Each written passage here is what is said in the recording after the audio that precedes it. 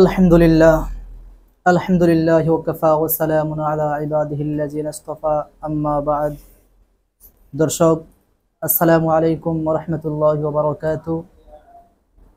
গোলাপগঞ্জের প্রথম online media GB টেলিভিশনের পক্ষ থেকে স্বাগতম জানাই আপনাকে।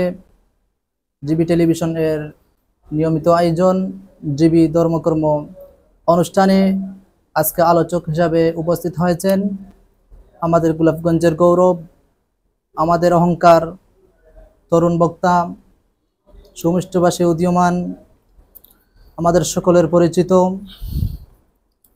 ইসলামিক স্কলার্স হজরত মাওলানা হাফিজ কারি রায়হান বিন সালেক সাহেব হাফিজাহুল্লাহ, ইমাম ও খতিব গুশগাঁও শাহী জামে মসজিদ, শিক্ষক জামিয়া ইসলামিয়া আহমদিয়া সরস্বতী মাদ্রাসা গোলাপগঞ্জ। হজরতের আজকের আলোচ্য বিষয় হচ্ছে আমাদের অনুষ্ঠানের সালাত সম্পর্কে। আলহামদুলিল্লাহ, হজরত আপনি কেমন আছেন? আসসালামু আলাইকুম ওয়া রাহমাতুল্লাহ। আলহামদুলিল্লাহ ভালো আছি, আপনি কেমন আছেন? জি আলহামদুলিল্লাহ ভালো আছি। আজকে আপনার দর্শকদের উদ্দেশ্য করে সালাত সম্পর্কে কিছু আমাদেরকে আলোচনা করবেন। প্রিয় গোলাপগঞ্জের অন্যতম সামাজিক যোগাযোগ মাধ্যমের জিবি টেলিভিশন পরিবারের সবাইকে আমি আন্তরিকভাবে মোবারকবাদ জানাচ্ছি। এরকম দিনই একটা কাজে, ইসলামিক কাজে, ইসলাম নিয়ে কিছু আলোচনা করার এবং বসার মতো সুযোগ দিয়েছেন, এজন্য আল্লাহ পাকের কাছে শুকরিয়া আদায় করছি। সাথে সাথে জিবি টেলিভিশনকে অত্যন্ত মোবারক এবং ধন্যবাদ জানাচ্ছি। সম্মানিত উপস্থিতি, কথা না বাড়িয়ে আমার মূল আলোচনায় চলে যাই। উপস্থায়ক সব আমাকে সালাতের গুরুত্ব এবং ফজিলত সম্পর্কে বলেছেন কিছু কারণ। তো আমি আল্লাহ পাক রব্বুল আলামিনের বাণী আল কোরআনুল কারীম থেকে তিলাওয়াত করছি। সূরা তাহার 14 নম্বর আয়াত। আল্লাহ তাআলা বলেন, ওয়াকিমিস সালাতা লিযিকরি। একটি হাদিস পাঠ করছি। আলী ইবনে উমর রাদিয়াল্লাহু তাআলা আনহুমা قال قال رسول الله صلى الله عليه وسلم بني الإسلام على 5 شهادة أن لا إله إلا الله وأن محمدا عبده ورسوله وإقام الصلاة وإيتاء الزكاة والحج وصوم رمضان متفق عليه।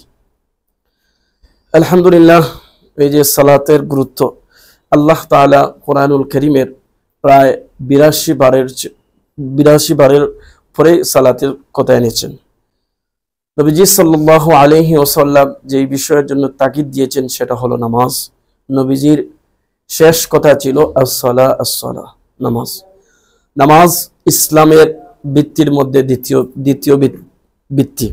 যেমন ইবনে উমর রাদিয়াল্লাহু তাআলা বুখারী শরীফের 8 নম্বর হাদিসের মধ্যে ইবনে উমর রাদিয়াল্লাহু তাআলা থেকে বর্ণিত, নবীজি বলেছেন, বুনিয়াল ইসলামু আলা 5 শাহাদাতি আল্লাহ ইলাহা ইল্লাল্লাহ ওয়া আন্না মুহাম্মাদান আবদুহু ওয়া রাসূলুহু ওয়া ইকামিস সালাহ ওয়া ইতাইজ যাকাত ওয়াল হজ্জ ওয়া সাওমি রমাদান মুত্তাফাকুন আলাইহি।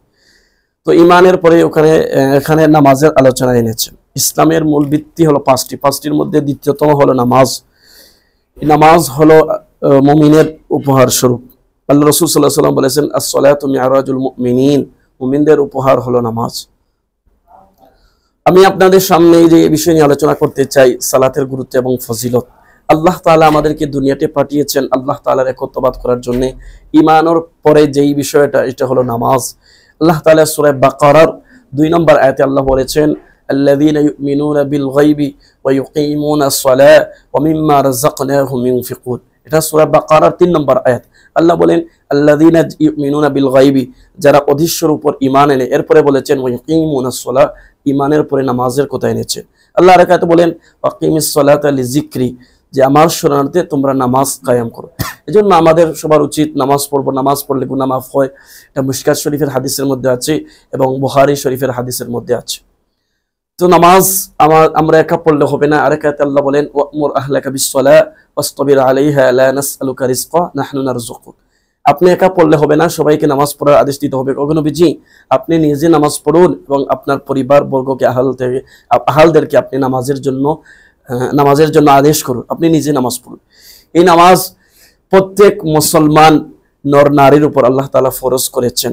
বালিগ হওয়ার পর থেকে এক হাদিসের মধ্যে আছে, আবু দাউদ শরীফের হাদিসের মধ্যে আছে, মুরু আওলাদাকুম বিসসালাহ ওয়া হুম আবনাউ 7 সিনিন ওয়াদরিবুহুম আলাইহা ওয়া হুম আবনাউ 10 সিনিন ওয়া ফাররিকু বাইনাহুম ফিল মাদাজি'।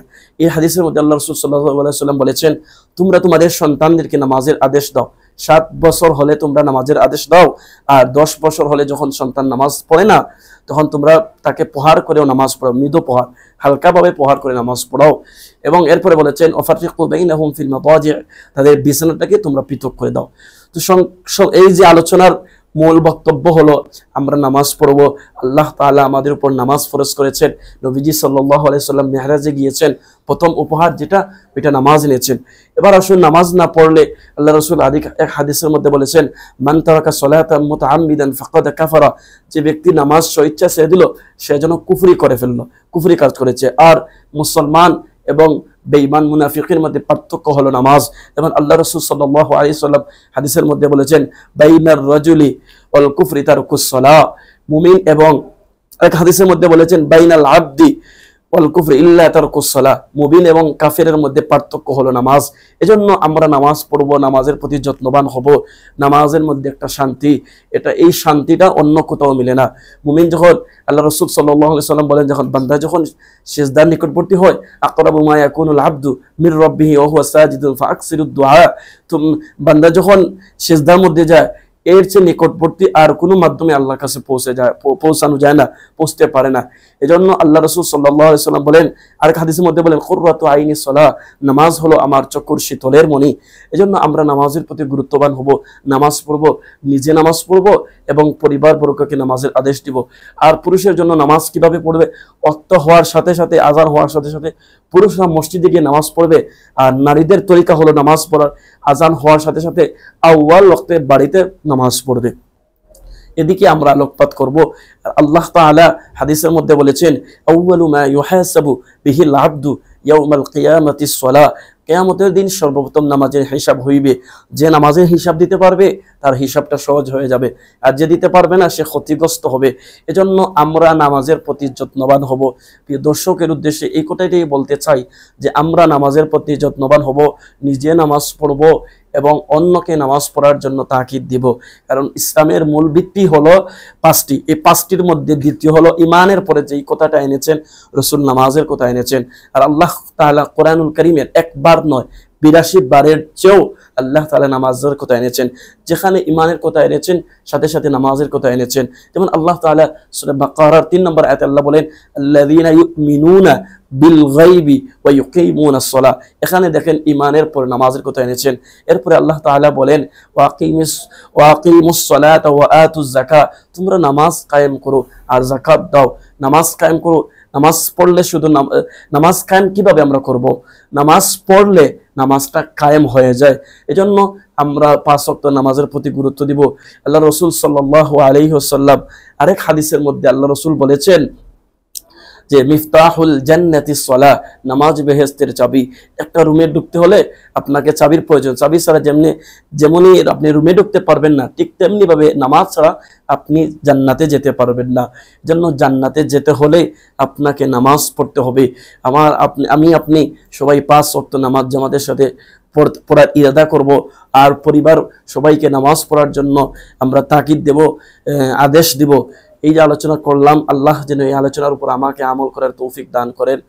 আলহামদুলিল্লাহ, আমরা হযরতের কাছ থেকে অত্যন্ত গুরুত্বপূর্ণ আলোচনা শুনলাম। মুহতারাম, আপনার কাছে আরেকটা জিনিস জানতে চাই, যে বিষয়টি হলো আমরা নামাজ পড়ি, আবার অনেকে আমরা নামাজ পড়ি যে কোন সময় নামাজ পড়া মাকরুহ, নামাজ পড়লে হবে না, এই টাইমটা আমাদের অনেকে জানা নেই, আমরা অনেকে জানি না।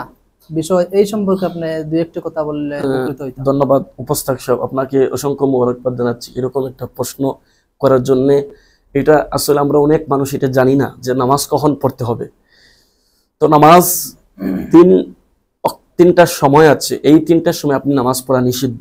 যেমন সূর্য উদিত হওয়ার সময়, সূর্য যখন উদিত হয় এই সময় আপনি নামাজ পড়তে পারবেন না। কারণ আপনি এই সময় যদি নামাজ পড়েন তাহলে ইহুদিরা খ্রিস্টানদের সাথে আপনি সাদৃশ্য হয়ে যাবে, আল্লাহ রাসূল এক হাদিসের মধ্যে বলেন যে তোমরা যখন ফজরের নামাজ সূর্য ওঠার সময় পড়ো যেন শয়তান তোমাদের সাথে অংশীদার হয়ে যাচ্ছে।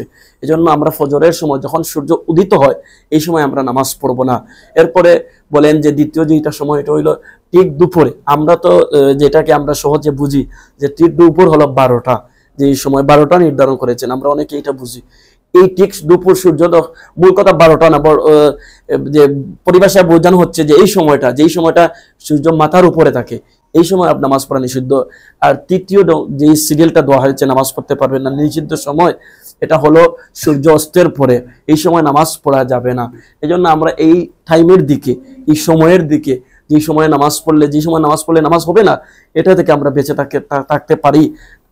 এর উপর আমল করে আমাদেরকে আল্লাহ তাআলা তৌফিক যেন দান করেন। আলহামদুলিল্লাহ, আমরা অত্যন্ত চমৎকার গুরুত্বপূর্ণ একটি মাসআলা শুনলাম। এমন মাসলা আমরা অনেকে জানি নাই। এই মাসলার উপর আমাদেরকে আল্লাহ রাব্বুল আলামিন আমল করার তৌফিক দান করেন।